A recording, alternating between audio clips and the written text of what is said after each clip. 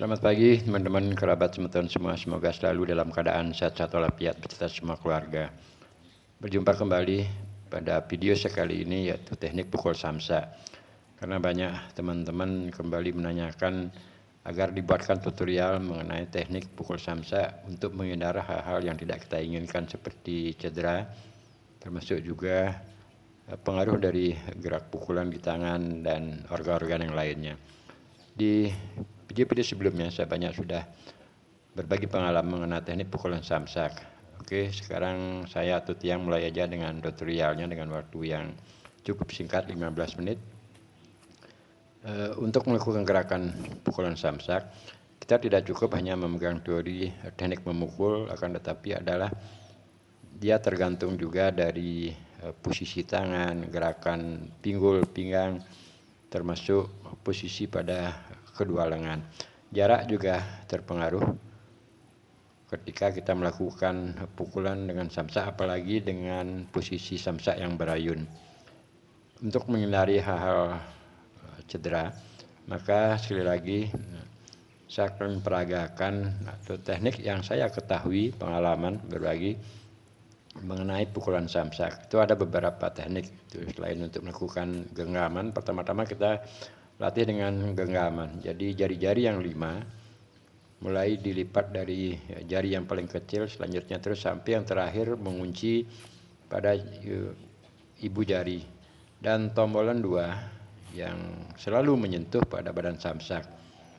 Pergelangan tangan posisinya juga harus tepat, tidak boleh terlalu tidur dan tidak boleh terlalu ke atas, sehingga yakinkan bahwa pergelangan tangan tersebut sudah kuat setelah melakukan genggaman, dan tombol 2 ini yang akan mengenai pada badan atau body samsak. Kekuatan untuk memukul dan sebagainya nanti ada teknik-teknik tertentu, namun untuk melakukan pukulan terhadap badan samsak ada beberapa posisi. Yang sekarang arah ini adalah posisi yang pertama, gerakan pinggul, dorongan dari pinggul, dada, dan juga jarak itu sangat berpengaruh saat melontarkan gerakan pukulan kepada badan samsak.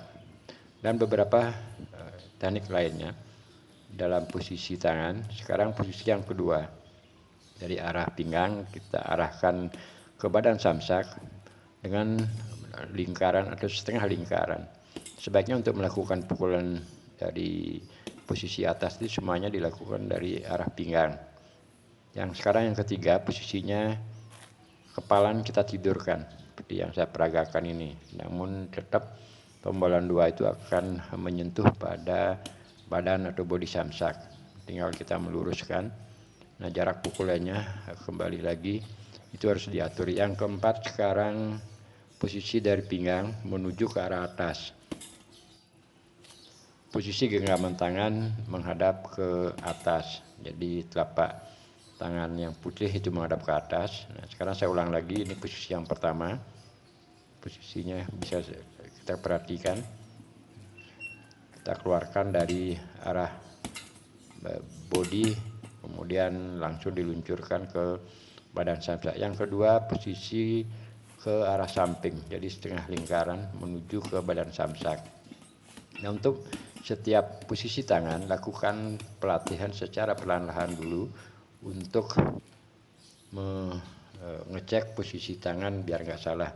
Posisi yang ketiga selanjutnya lagi, posisi kepala kita tidurkan atau menghadap ke bawah, jadi kebalikan dari posisi yang tadi yang keempat itu. Yang ketiga, sekarang saya ulang lagi, posisi yang keempat dari arah bawah menuju ke arah atas.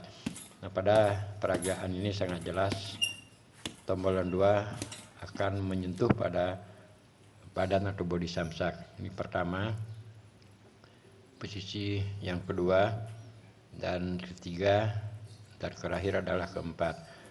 Pinggul atau pinggang ini benar-benar harus sinergi, jadi gerakan kaki di bawah kita sedikit mainkan, baru melakukan gerakan pukulan. apa yang saya narasikan dari depan, posisi untuk melakukan teori untuk melakukan pukulan ke arah samsak tidak cukup kita hanya mengetahui atau memegang gerakan pada posisi tangan aja, namun semuanya kombinasi dari badan, terutama pada bahu, pinggul, pinggang, dan juga egosan. Pada video di YouTube sebelumnya, kira-kira sudah hampir 8 video saya buat untuk teknik memukul samsak, dari arah mengepal, dari cara teknik untuk melakukan jarak dan sebagainya. Nah, gerakan pada bahu sebaiknya kita jangan mengayuh bahu terlalu keras. Sebenarnya yang bermain pada jarak kedekatan atau tangan mendekati ke badan posisi samsak itu adalah gerakan dari pinggul dan pinggang. Jadi tangan itu tinggal kita sedikit lontarkan ke depan, yang berpengaruh memegang peran untuk menambah power, termasuk juga penyatuan kecepatan gerak itu adalah gerakan pinggul, pinggang, dan bahu. Setelah kita basis paling tidak sudah agak hafal ataupun kita sudah pegang teorinya pada posisi tangan keempat tadi 1, 2, 3, 4, dan selanjutnya sekarang dicoba dengan gerak-gerakan kecil-kecilan. Ya, kalau kita melihat pada mungkin YouTube dan sebagainya, sebelum melakukan pukulan pada badan samsak sebaiknya kita belajar dengan sikap atau awal mulainya kita melakukan pukulan ke arah samsak. Nah, sekarang ini masih saya memperagakan gerakan pada teknik pukulan 1, 2, 3, 4 dikombinasikan. Dan pada video ini teman-teman kerabat sebentar semua, saya atau Tiang tidak menggunakan tenaga full power, sebab fokus di video kali ini memberikan narasi teknik pemukulan termasuk juga posisi tangan. Untuk pukulan ke badan samsak dengan full power atau power yang besar gitu bahasanya, banyak video yang telah saya berbagi pengalaman pada YouTube. Dan sekarang kembali ke poin, kita melakukan gerakan kombinasi 1, 2, 3, 4 sambil melatih kaki kita, badan, termasuk juga posisi pinggul. Nah, sambil kita melihat pada video ini, saya narasikan begini. Jadi untuk melakukan kelincahan, melakukan jarak memukul, teknik memukul dan sebagainya, semua kombinasinya saya coba rangkum dari pukulan tersebut akan menjadi satu kesatuan yang bagus, berpower, ketika posisi tangan yang kita julurkan ke depan samsak menjadi satu kombinasi yang didukung oleh gerakan bahu, gerakan pinggul, pinggang, dan tumit, kelincahan kaki. Jadi itu harus menjadi satuan. Sekarang pada saya putar ulang. Ya, kenapa samsak sampai jatuh? Nah, berkali-kali saya jelaskan pada video-video sebelumnya. Gantungnya samsak yang terbuat seperti berbentuk pancing, dan kita ambil arah pukulan dari bawah ke atas, yaitu posisi pukulan nomor 4 tadi, sehingga gayungan samsak yang datang ke arah kita dipukul dari bawah ke atas dengan power yang dibantu oleh gerakan bahu, gerakan pinggul, pinggang, dan juga gerakan dari kaki akan menjadi satu kesatuan, sehingga tenaga yang kita siapkan saat melakukan gerakan tersebut telah didukung oleh pinggul dan pinggang menjadi tepat sasaran dan naik ke atas. Itulah yang membuat cukup sampai jatuh. Nah, sekarang saya jelaskan untuk posisi dari bawah ke atas. Ya, sebaiknya kita melakukan pukulan seperti yang saya peragakan ini. Jadi ketika atau seandainya tidak pukulan genggaman tersebut mengenai sasaran, dia akan disusul oleh gerakan dari siku. Saya ulang lagi, kalau tidak menyentuh di badan samsak, dia akan kena pukulan dari arah siku. Maka dari itu siku kita arahkan ke atas. Nah, sekarang saya menarasikan gerakan kaki. Jadi kelincahan kaki yang kelihatannya memang santai ataupun kita melihatnya sepertinya enak kalau orang-orang sudah biasa menggerakkan tangannya dengan pukulan. Nah, gerakan kaki tersebut didukung oleh kelincahan dari pinggang pinggul untuk menarikan. Gunakanlah ujung kaki keduanya, baik kiri ataupun kanan, di saat melakukan langkah. Nah, ini saya lakukan gerakan putaran lambat agar jelas. Jadi melatih ujung kaki dengan menggerakkan seperti lari-lari kecil dan juga harus diikuti dengan gerakan tangan.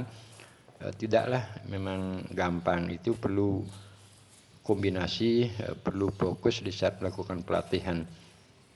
Sehingga untuk melakukan pukulan ke daerah samsak, melakukan pukulan tanpa menggunakan medan samsak, sebaiknya kita tanpa jenuh-jenuh, sambil santai, tidak terlalu terbebankan, bergeraklah dengan pelan-pelan dulu, dan selanjutnya kalau seandainya sudah kombinasinya menjadi satu kesatuan, ketika kaki dengan ujung kaki kita langkahkan ke depan dan tangan yang dipersiapkan untuk melakukan pukulan ke arah depan dibantu oleh gerakan pinggul, pinggang, dan juga bahu, itu menjadi satu kesatuan.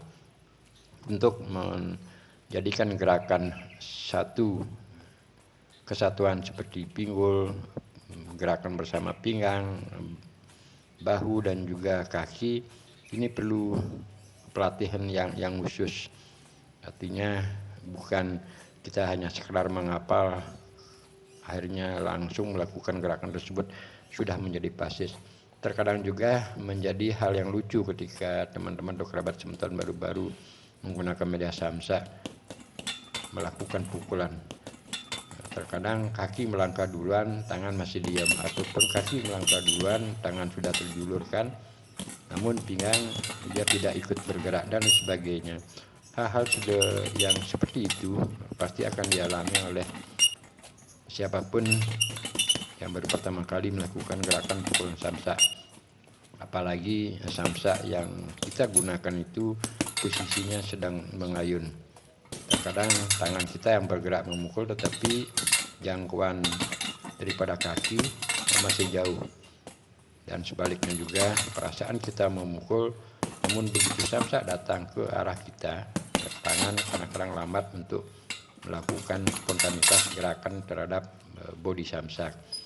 Nah, itulah perlu proses pelatihan yang tidak artinya putus asa. Nah, kembali ke poin samsak, teman-teman. Saya kembali ulang dari gerakan tadi. Nah, tombol 2 ini selalu harus, dan bahasa saya adalah harus mengenai badan samsak dan yakinkan pergelangan tangan kita sip atau aman. Nah, sekarang arah pukulan bukan harus memukul samsak, harus sejajar saja, bisa dilakukan.